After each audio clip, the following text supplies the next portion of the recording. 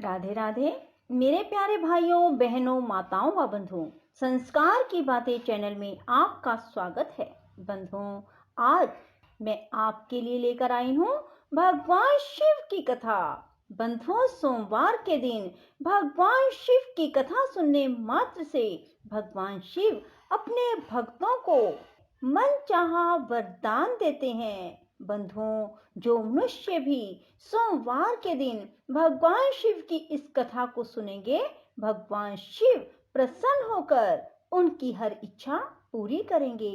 बंधुओं, पूर्ण विश्वास सच्ची निष्ठा के साथ ही भगवान शिव की इस कथा को सुनना।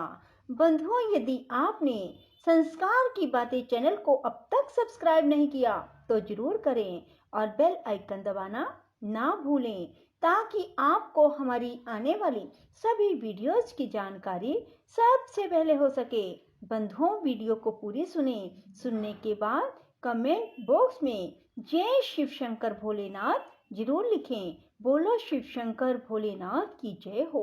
सनत कुमार जी कहते हैं, हे मुने, शंखचूड़ के ये सकाम वचन सुनकर तुलसी ने उससे कहा। तुलसी बोली, मैं धर्मध्वज की तपस्विनी कन्या हूँ, यहाँ तपोवन में तप कर रही हूँ।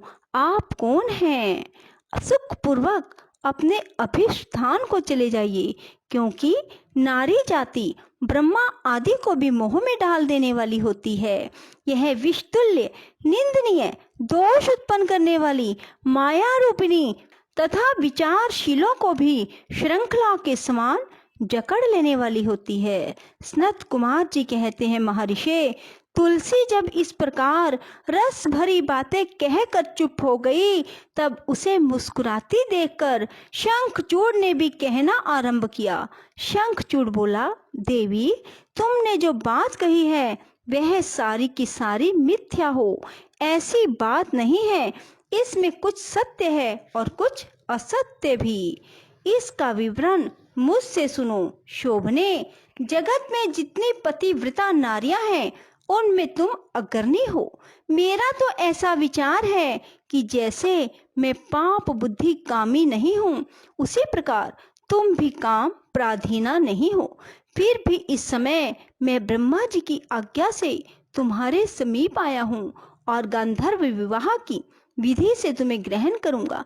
भद्रे, क्या तुम मुझे नहीं जानती हो, अथवा तुमने कभी मेरा नाम भी नहीं सुना है? अरे, देवताओं में भगदड़ डालने वाला शंखचूड़ मैं ही हूँ।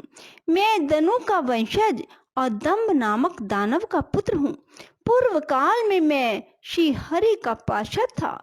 मेरा नाम सुदामा गोप था। इस समय मैं राधिका जी के शाप से दानवराज शंखचूड़ होकर उत्पन्न हुआ हूँ। ये सारी बातें मुझे ज्ञात है, क्योंकि श्री कृष्ण के प्रभाव से मुझे अपने पूर्व जन्म का स्मरण बना हुआ है। सनत कुमार जी कहते हैं, मुने, तुलसी के समक्ष यूं कहकर शंखचूड़ चुप हो गया। जब दानवराज ने आदर पूर्वक तुलसी से ऐसा सत्य वचन कहा, तब वह परम प्रसन्न हुई और मुस्कुरा कर कहने लगी। तुलसी बोली, भद्र पुरुष, आज आपने अपने सात्विक विचार से मुझे पराजित कर दिया है। जो पुरुष स्त्री द्वारा परास्त ना हो सके वह संसार में धन्यवाद का पात्र है, क्योंकि जिसे स्त्री जीत लेती है वह पुरुष सदाचारी होते हुए भी सदा अपावन बना रहता है। देवता, पितृ और समस्त मानव उसकी निंदा करते हैं। जन्ना शौच तथा मरना शौच में, ब्राह्मण 10 दिनों में, क्षत्रिय 12 दिनों में और वैश्य 15 दिनों में शुद्ध हो जाता है, और शूद्र की शुद्धि 1 मास में हो जाती है। ऐसा वेद का अनुशासन है। परंतु स्त्री से पराजित हुआ पुरुष की शुद्धि चितादहा के अतिरिक्त अन्य किसी प्रकार से भी संभव नहीं है।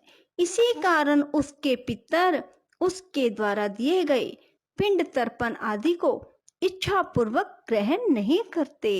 देवता भी उसके द्वारा अर्पित किए गए पुष्प फल आदि को स्वीकार नहीं करते। जिसका मन स्त्रियों द्वारा आहत हो जाता है, उसके ज्ञान, उत्तम तप जब होम, पूजन, विद्या और दान से क्या लाभ, अर्थात उसके सभी निष्फल हो जाते हैं। मैंने आपके विद्या, प्रभाव और ज्ञान की जानकारी के लिए ही आपकी परीक्षा ली है, क्योंकि कामने को चाहिए कि वह अपने मनोनीत कांत की परीक्षा करके ही उसे पति रूप में वरण करे। सनत कुमार जी कहते हैं, व्यास जी, जिस समय तुलसी यों वार्तालाप कर रही थी, उसी समय सृष्टिकर्ता ब्रह्मा वहां आए और कहने लगे। ब्रह्मा जी ने कहा, शंखचूड़, तुम इसके साथ क्या व्यर्थ में वाद विवाद कर रहे हो?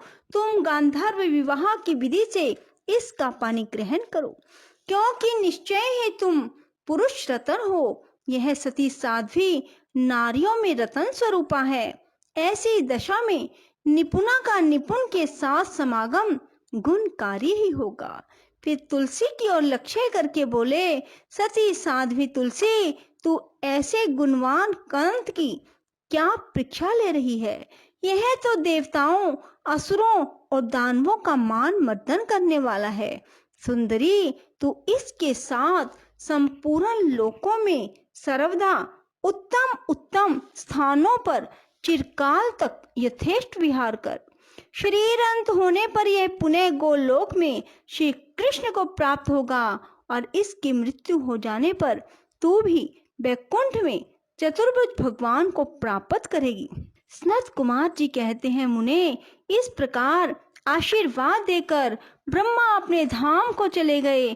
तब दानव शंखचूड़ ने गंधर्व विवाह की विधि से तुलसी का पानी ग्रहण किया। यूं तुलसी के साथ विवाह करके वह अपने पिता के स्थान को चला गया और मनोरम भवन में उस रमणी के साथ विहार करने लगा। सनत कुमार जी कहते हैं, महर्षि, जब शंखचूड़ ने तप करके वर प्राप्त कर लिया और तब विवाहित होकर अपने घर लौट आया, तब दानवों और दैत्यों को बड़ी प्रसन्नता हुई। वे सभी असुर तुरंत ही अपने लोक से निकलकर अपने गुरु शुक्राचार्य को साथ ले दल बनाकर उनके निकट आए और विनय पूर्वक उन्हें प्रणाम करके अनेकों प्रकार से आदर प्रदर्शित करते हुए उसका स्तवन करने लगे। फिर उसे अपना तेजस्वी स्वामी मानकर अत्यंत प्रेम भाव से उसके पास खड़े हो गए। उधर दंभ कुमार शंखचूड़ ने भी अपने कुलगुरु शुक्राचार्य को आया हुआ देखकर बड़े आदर और भक्ति के साथ उन्हें साष्टांग प्रणाम किया। तदंतर गुरु शुक्राचार्य ने समस्त असुरों के साथ सलाह करके उसकी सम्मति से शंखचूड़ को दानवों और असुरों का अधिपति बना दिया। दंभपुत्र शंखचूड़ प्रतापी एवं वीर तो था ही, उस समय असुर राज्य पर अभिषिक्त होने के कारण वह असुरराज विशेष रूप से शोभा पाने लगा। तब उसने सहसा देवताओं पर आक्रमण करके वेग पूर्वक उनका संहार करना आरंभ किया। संपूर्ण देवता मिलकर भी उसके उत्कृष्ट तेज को सहन न कर सके, अतः वे समर भूमि से भाग चले और दीन होकर यत्र तत्र पर्वतों की खोहों में जा छिपे। उनकी स्वतंत्रता जाती रही। वे शंखचूड़ के वशवर्ती होने के कारण प्रभाहीन हो गए।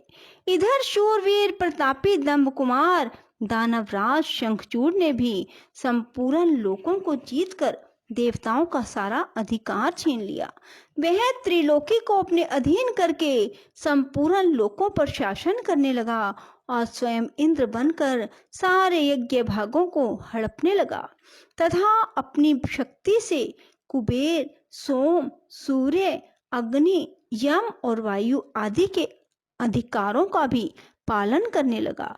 उस समय महान बल पराक्रम से संपन्न महावीर शंखचूड़ समस्त देवताओं, असुरों, दानवों, राक्षसों, गंधर्वों, नागों, किन्नरों, मनुष्यों तथा त्रिलोकी के अन्य अन्य प्राणियों का एकछत्र सम्राट था।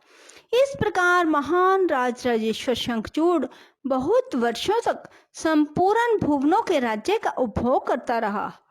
उसके राज्य में ना अकाल पड़ा, ना महामारी ना अशुभ ग्रहों का प्रकोप होता था। आधी व्याधियां भी अपना प्रभाव नहीं डाल पाती थी। यूं सारी प्रजा सदा सुखी रहती थी। पृथ्वी बिना जोते ही अनेक प्रकार के धान्य उत्पन्न करती थी। नाना प्रकार की औषधियां उत्तम उत्तम फलों और रसों से युक्त थी।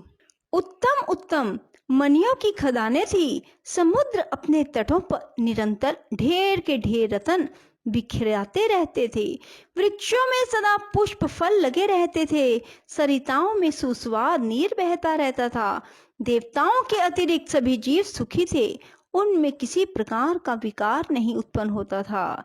चारों वर्णों और आश्रमों के सभी लोग अपने अपने धर्म में स्थित रहते थे। उनमें किसी प्रकार का विकार उत्पन्न नहीं होता था। इस प्रकार जब वह त्रिलोकी का शासन कर रहा था, उस समय कोई भी दुखी नहीं था। केवल देवता भ्रातृद्रोहवश दुख उठा रहे थे। मुने महाबली शंखचूड़ गोलोक निवासी श्री कृष्ण का परम मित्र था। साधु स्वभाव वाला वह सदा श्री कृष्ण की भक्ति में निरत रहता था। पूर्व शापवश उसे दानव की योनि में जन्म लेना पड़ा, परंतु दानव होने पर भी उसकी बुद्धि दानव की सी नहीं थी। बोलो शिव शंकर भोलेनाथ की जय। राधे राधे। जय श्री कृष्णा। बंधुओं, यदि आपको हमारी वीडियो पसंद आए तो इसे लाइक करें और शेयर भी जरूर करें। धन्यवाद।